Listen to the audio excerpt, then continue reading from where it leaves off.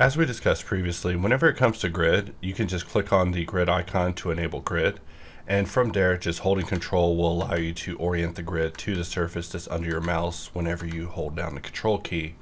However, in the event that you don't want to hold down the control key all the time, this lock icon will allow you to just basically tap control and it will just orient the grid to that surface and permanently lock it up, just allowing you to work without having to deal with the grid actually being in the way.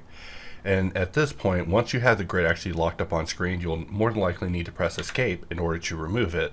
And if you want to turn this behavior off, just clicking the lock icon will jump you out of grid into dots, but just having the lock off will put you back into behavior where basically holding control will keep the grid on screen.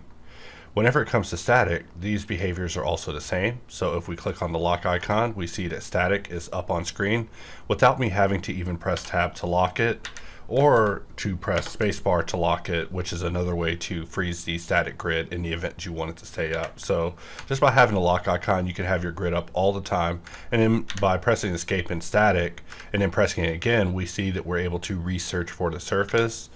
Contrary to us using dynamic grid where we can lock the grid up on screen and then press control to rescan the surface, press control again to rescan the surface. Just a variance between the two types of grids, but both of them definitely support the lock parameter. And just keep in mind that whenever you have this in place, your grid icon will be a little bit redder, and just pressing escape will allow you to clear a grid off screen once you have it locked up there.